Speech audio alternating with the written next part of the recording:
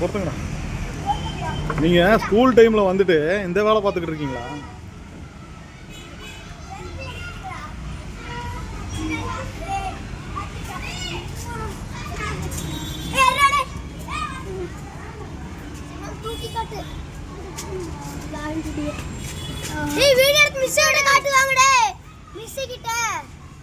இல்லைடா, நான் நியூஸ்லேயே போட்டு விட்றேன்.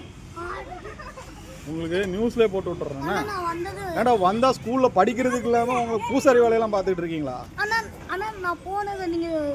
என்னதான்டா முக்கியமாக இருக்கும்.